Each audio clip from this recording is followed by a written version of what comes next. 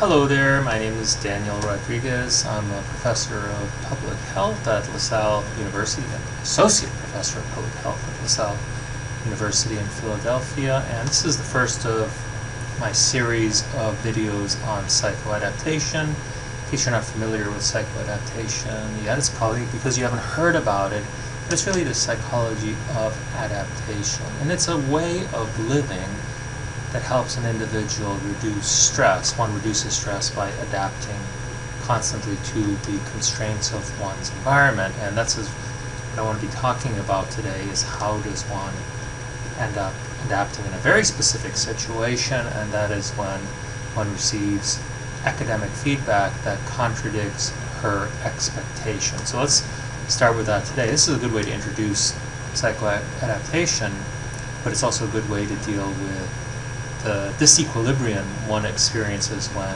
one receives grades that are not consistent with her expectations. So let's go ahead and get started with this. So psychoadaptation is a term that I came up with by reading the literature on psychology. And I noticed that there's a common thread among all the different theories of psychology, and that is the need to adapt to the constraints of one's environment.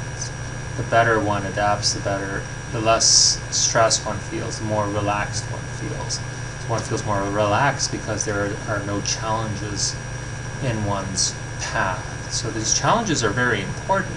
Challenges occur when we have an inconsistency between our expectations or our beliefs about our world and the environmental constraints, or I call constraints and challenges similar.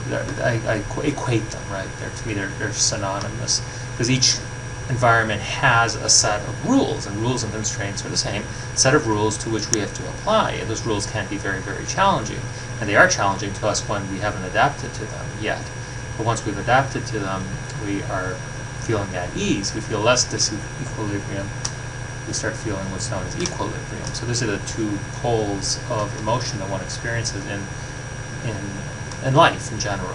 There's always equilibrium or disequilibrium. Equilibrium is a balance, and one feels very, very good. It's a very restorative state that promotes growth and well-being, because one's body is not amped up to meet some kind of a challenge, whereas disequilibrium occurs when there's an inconsistency between one's preparedness, essentially, to deal with the environment and the environmental challenges posed. So human beings have a tendency to strive for equilibrium, but we cannot maintain equilibrium perfectly because our environments keep on changing as we move from place A to B to C to infinity. We keep on moving to different locations every time we move somewhere else, or different social, not just physical locations, but social locations, or different challenges. We have to readjust our understanding of the world, and have to readjust our understanding so that our understanding is consistent with the constraints of that environment. When we do that, we do experience equilibrium, but the moment we move out of that environment, we experience disequilibrium again and have to, again, adjust or adapt. So that's where psychoadaptation comes from. There's this constant need to adapt. Now this theory, and I call it a theory of mine, has its roots, as I mentioned before, in my reading in psychology. Some prominent theorists who have lended to my conception of psychoadaptation are Jean Piaget. He actually discussed adaptation, but in his research was on, and his theory was on cognitive adaptation. And so this theory is very, very consistent with his theory. It's also consistent with Lev Vygotsky's theory, who was a contemporary of Piaget, who also studied adaptation, however, with the help of more knowledgeable others within one's, I guess, community or culture. Yuri Bronfenbrenner, with his different systems, micro, meso, macro, exosystem. You'll hear me mention these over and over again. Seymour Epstein and his theory on the self, where he did discuss adaptation and change in one's conceptions of reality. Of course, William James, who is one of my favorite theorists of all. So there's a lot related, in my view, of the world to William James. Also Carl Jung, who was an analytic psychologist, Sigmund Freud, the famous Sigmund Freud, the psychoanalyst, Albert Bandura, many others. I'll keep on mentioning Susan Harder, who was, or I believe is still at the University of Denver, who was very prominent in my thinking. Alan Wigfield, a person who, of course, I trained under directly at the University of Maryland. Herb Marsh, who's an amazing researcher, statistician. So there's many people. I'll probably be mentioning more and more as they come. Edward Aldisi and his colleague, I think it's Richard Ryan. I apologize if I made that mistake there with the last name. So there's a lot of people who contributed to my understanding of the world, and though it's reading their theories that have shaped psychoadaptation as it is. But let's get to the specific example, or a specific situation when one receives feedback that contradicts one's belief about oneself academically. So as a researcher and as a professor, I'm always writing. And not only am I writing, I'm delivering lectures, delivering presentations. I work very hard to make sure that those, let's stick with writing. The manuscripts, for instance, that I prepare, or grant proposals that I prepare, are to the best of my ability, but that doesn't mean that they're good enough to pass the test of feedback, right? So once I write them with my best knowledge, not just knowledge that comes from within me, because I'm not a person that has developed within a vacuum. I've developed with the help of other individuals. I've actually appropriated what's called a generalized other, right? A generalized other. That's my understanding of the world and what the world expects of each individual. So in so doing, I have appropriated the expectations of others. So when I write, I include those expectations in my writing. Yet I can't anticipate everything, and sometimes one's internal desires to produce something, or one's beliefs that one is perfect or better than everybody else in an area, can occlude one's ability to produce very acceptable material that's socially acceptable. And when that happens, say if I produce a manuscript and it gets some rather harsh feedback, that will make me feel bad, right? So the same thing happens with students. You write a paper, and you write this paper and you think it's the best paper that's ever written, especially with students who don't have the amount of experience that a faculty member or a researcher has when the researcher is dealing with feedback. Because every time we send out a manuscript, we get feedback where people have to write something. It's like they have to find something to write bad. You rarely get, oh, this is a perfect paper. So students get this feedback from the professors generally, but sometimes from other students. And if it contradicts one's expectations, one can feel pretty bad about the self, right? It's like, oh my God, I thought I was a good writer, but now I'm not a very good writer, or maybe I stink as a writer, or that person's a moron, that person has no idea what he or she is talking about. This experience, the stress that is experienced with the feedback received, is disequilibrium, right? It's an unlike equilibrium, which is this very growth and this state of growth and restoration, where the body has a chance to regenerate its energy.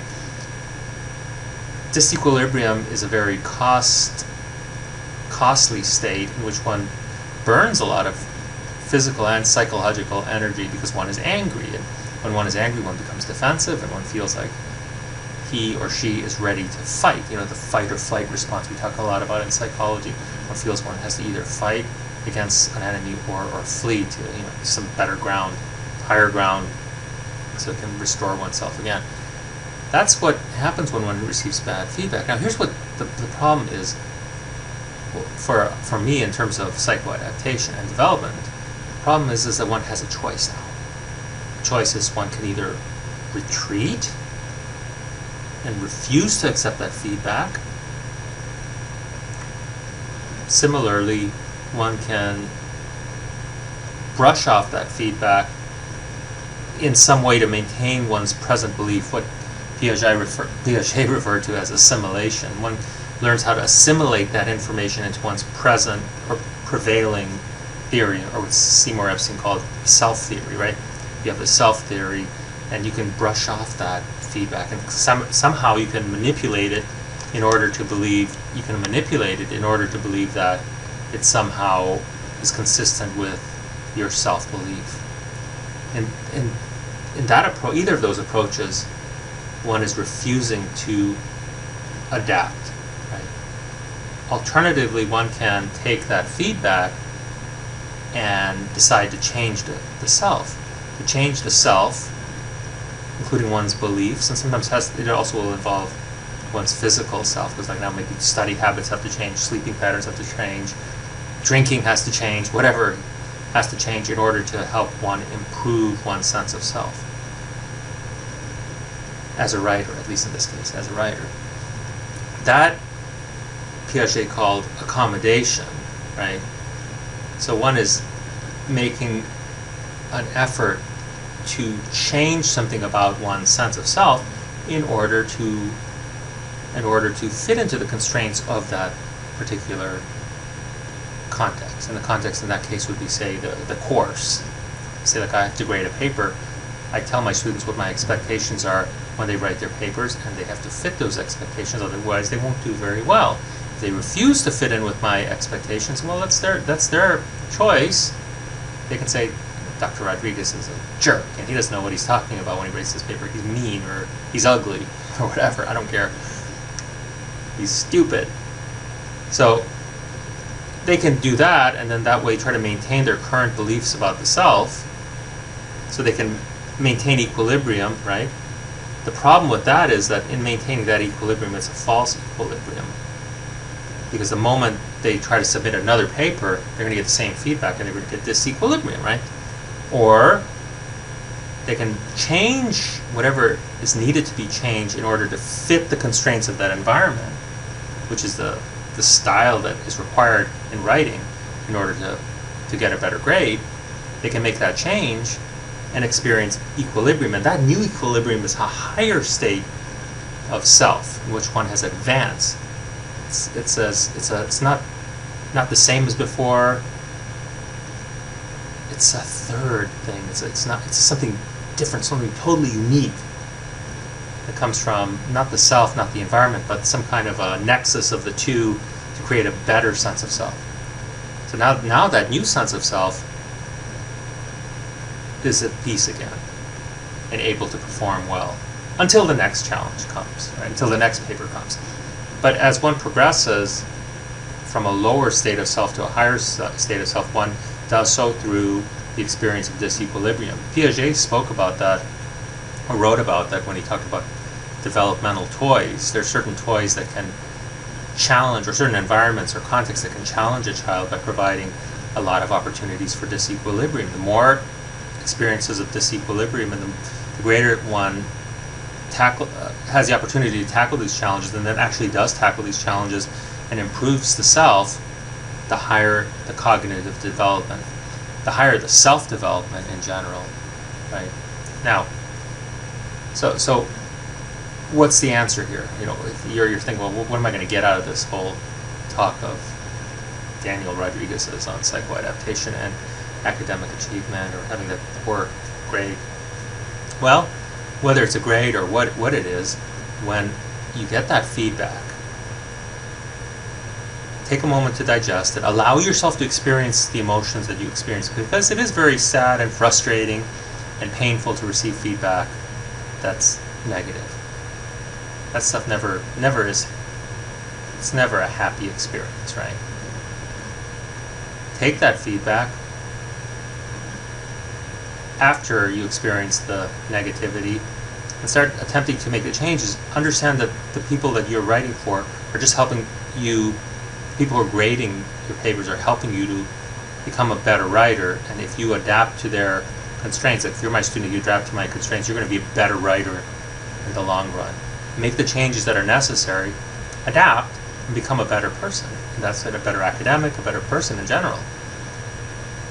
And see what that new sense of equilibrium feels like. And it's very rewarding. In fact, it'll make you feel almost like it's the academic, psychological equivalent of when people take drugs. People who take drugs, recreational drugs, they do so because they can't do this on their own. They cannot generate that